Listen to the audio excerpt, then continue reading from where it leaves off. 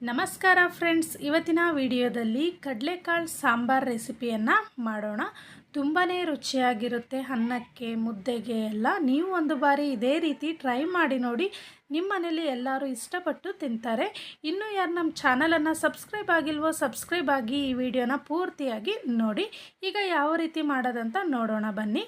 ನೋಡಿ, ನಾನಿಲ್ಲಿ ಗ್ಯಾಸ್ ಮೇಲೆ ಒಂದು ಬಾಣಲಿಯನ್ನು ಇಟ್ಬಿಟ್ಟು ಅದರಲ್ಲಿ 1 ಟೇಬಲ್ ಸ್ಪೂನ್ ಅಷ್ಟು ಎಣ್ಣೆಯನ್ನು ಹಾಕಿ 2 ಈರುಳ್ಳಿಯನ್ನು ಕಟ್ ಮಾಡಿ ಹಾಕಿದ್ದೀನಿ. ಮತ್ತು ಒಂದು 3 ಪೀಸಷ್ಟು ಲವಂಗ, ಒಂದು ಸ್ವಲ್ಪ ಸಣ್ಣ ಪೀಸಷ್ಟು ಚಕ್ಕೆಯನ್ನು ಹಾಕ್ಕೊಂಡಿದ್ದೀನಿ. ಮತ್ತು ಒಂದು ಸಣ್ಣ ಗಡ್ಡೆ ಬೆಳ್ಳುಳ್ಳಿ, ಒಂದು ಅರ್ಧ ಇಂಚಷ್ಟು ನಾನು ಶುಂಠಿಯನ್ನು ತಗೊಂಡಿದ್ದೀನಿ. ಮತ್ತು ಒಂದು ಅರ್ಧ ಟೇಬಲ್ ಸ್ಪೂನಷ್ಟು ಜೀರಿಗೆಯನ್ನು ತಗೊಂಡಿದ್ದೀನಿ. ಈ ಜೀರಿಗೆಯನ್ನು ಹಾಕಿ ಈರುಳ್ಳಿನ ಸ್ವಲ್ಪ ಫ್ರೈ ಮಾಡಿಕೊಂಡು 2 ಟೊಮೆಟೊ ಹಣ್ಣನ್ನು ಕಟ್ ಮಾಡಿ ಹಾಕ್ಕೊಂಡು ಟೊಮೆಟೊ ಹಣ್ಣು ಸಾಫ್ಟ್ ಆಗೋವರೆಗೂ ಫ್ರೈ ಮಾಡಿಕೊಂಡು 1 ಕಪ್ಪಷ್ಟು ನಾನು ಕಾಯಿ ತುರಿಯನ್ನು ಹಾಕಿದ್ದೀನಿ. ಕಾಯನ್ನು ರುಬ್ಬಿಬಿಟ್ಟು ಜಾರಲ್ಲಿ ಅದನ್ನು ಹಾಕಿದ್ದೀನಿ ಫ್ರೆಂಡ್ಸ್. ಇದಕ್ಕೆ ನಾನಿವಾಗ 2 ಟೇಬಲ್ ಸ್ಪೂನಷ್ಟು ಖಾರದ ಪುಡಿ, ಧನಿಯಾ ಪುಡಿ, 1/4 ಟೇಬಲ್ ಸ್ಪೂನಷ್ಟು ಅರಿಶಿಣ ಮತ್ತು 1 ಟೇಬಲ್ ಸ್ಪೂನಷ್ಟು ಉಪ್ಪನ್ನು ಹಾಕಿ ಚೆನ್ನಾಗಿ ಮಿಕ್ಸ್ ಮಾಡ್ಕೊತೀನಿ. ಈ ರೀತಿ ಮಿಕ್ಸ್ ಆದ ನಂತರ ಗ್ಯಾಸನ್ನು ಆಫ್ ಮಾಡ್ಕೊಂಡ್ಬಿಟ್ಟು ಈಗ ಒಂದು ಜಾರನ್ನು ತಗೊಂಡಿದ್ದೀನಿ. ಮಸಾಲ ಪೂರ್ತಿಯಾಗಿ ಹಾರಿದ ಮೇಲೆ ಇದನ್ನು ಒಂದು ಜಾರಿಗೆ ಹಾಕೋಣ ಫ್ರೆಂಡ್ಸ್. ಪೂರ್ತಿಯಾಗಿ ಜಾರಿಗೆ ಹಾಕಿದ ಮೇಲೆ ಇದಕ್ಕೆ ಸ್ವಲ್ಪ ನೀರನ್ನು ಹಾಕ್ಕೊಂಡ್ಬಿಟ್ಟು ನುಣ್ಣಗೆ ರುಬ್ಬಿ ತಗೋಬೇಕು. ನೋಡಿ, ನಾನೀಗ ಈ ರೀತಿ ರುಬ್ಬಿ ಇಟ್ಕೊಂಡಿದ್ದೀನಿ. ಆವಾಗಲೇ ನಾನು ಕುಕ್ಕರಲ್ಲಿ ಆಲೂಗಡ್ಡೆ ಮತ್ತು ಕಡಲೆಕಾಳನ್ನು ಬೇಯೋದಕ್ಕೆ ಇಟ್ಟಿದ್ದೆ. ಕಡಲೆಕಾಳು ಮತ್ತು ಆಲೂಗಡ್ಡೆನೂ ಕೂಡ ಚೆನ್ನಾಗಿ ಬೆಂದಿದೆ. ನೋಡಿ ಫ್ರೆಂಡ್ಸ್, ಕಡಲೆಕಾಳು ಈ ರೀತಿ ಚೆನ್ನಾಗಿ ಬೇಯಬೇಕು. ಈ ರೀತಿ ಬೆಂದರೆ ಸಾಂಬಾರು ತುಂಬಾ ರುಚಿಯಾಗಿರುತ್ತೆ. ನೋಡಿ, ಆಲೂಗಡ್ಡೆ ಮೇಲಿರುವಂಥ ಸಿಪ್ಪೆಯನ್ನು ನಾನು ತೆಗೆದುಬಿಟ್ಟು ಇಟ್ಕೊತೀನಿ. ಆಲೂಗಡ್ಡೆ ಸಿಪ್ಪೆಯನ್ನು ತೆಗೆದಾದ ನಂತರ ಆಲೂಗಡ್ಡೆಯನ್ನು ತೋರಿಸ್ತೀನಿ. ನೋಡಿ ಎಷ್ಟು ಚೆನ್ನಾಗಿ ಬೆಂದಿದೆ. ಈ ರೀತಿ ಚೆನ್ನಾಗಿ ಬೇಯಿಸ್ಕೋಬೇಕು ಫ್ರೆಂಡ್ಸ್ ಕಡಲೆಕಾಳು ಮತ್ತು ಆಲೂಗಡ್ಡೆಯನ್ನು. ಈಗ ಗ್ಯಾಸ್ ಮೇಲೆ ಒಂದು ಪಾತ್ರೆಯನ್ನು ಇಟ್ಬಿಟ್ಟು ಅದರಲ್ಲಿ 2 ಟೇಬಲ್ ಸ್ಪೂನಷ್ಟು ಎಣ್ಣೆಯನ್ನು ಹಾಕಿಬಿಟ್ಟು ಎಣ್ಣೆ ಕಾದ ನಂತರ ಸ್ವಲ್ಪ ಸಾಸಿವೆಯನ್ನು ಹಾಕೋಣ. ಸಾಸಿವೆ ಚಿಟಪಟ ಅಂತ ಸಿಡಿದ ನಂತರ ಇದಕ್ಕೆ ಸ್ವಲ್ಪ ಜೀರಿಗೆಯನ್ನು ಹಾಕೋಣ. ಮತ್ತು ಇದಕ್ಕೆ 1 ಒಣಮೆಣಸಿನಕಾಯಿಯನ್ನು ಮುರಿದ್ಬಿಟ್ಟು ಹಾಕೋಣ.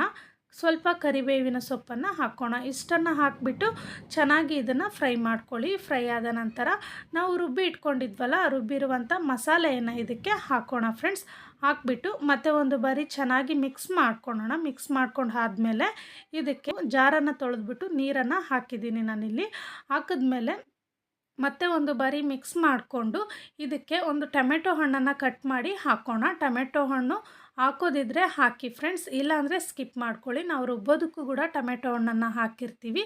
ಹಾಗಾಗಿ ಈಗ ನೋಡಿ, ಒಂದು ಪ್ಲೇಟನ್ನು ಮುಚ್ಚಿಬಿಟ್ಟು ಕುದಿಯೋದಕ್ಕೆ ಬಿಟ್ಬಿಡೋಣ. ಈಗ ನೋಡಿ ಚೆನ್ನಾಗಿ ಕುದೀತಾ ಇದೆ. ಈ ಟೈಮಲ್ಲಿ ನಾವು ಕಡಲೆಕಾಳು ಮತ್ತು ಆಲೂಗಡ್ಡೆಯನ್ನು ಬೇಯಿಸಿ ಇಟ್ಕೊಂಡಿದ್ವಲ್ಲ, ಅದನ್ನು ಅದೇ ನೀರಿನ ಸಮೇತವಾಗಿ ಹಾಕಬೇಕು ಫ್ರೆಂಡ್ಸ್.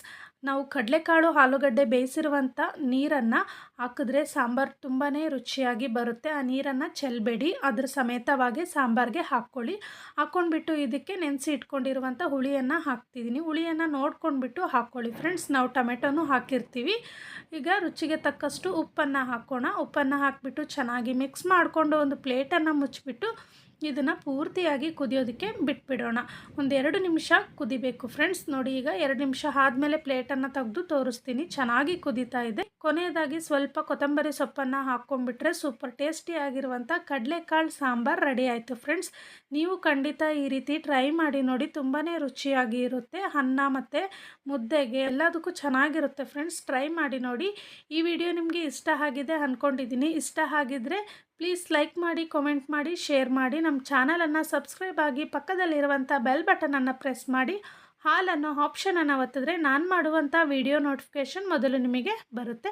ಹಾಗಾಗಿ ನಾನಿವಾಗ ವಿಡಿಯೋ ಹಾಕಿದ ತಕ್ಷಣ ನೀವು ನೋಡ್ಬೋದು ಫ್ರೆಂಡ್ಸ್. ಇನ್ನೊಂದು ಇಂಟ್ರೆಸ್ಟ್ ಆಗಿರುವಂಥ ವಿಡಿಯೋದೊಂದಿಗೆ ಬರುತ್ತೇನೆ. Keep watching. Thank you. Bye bye.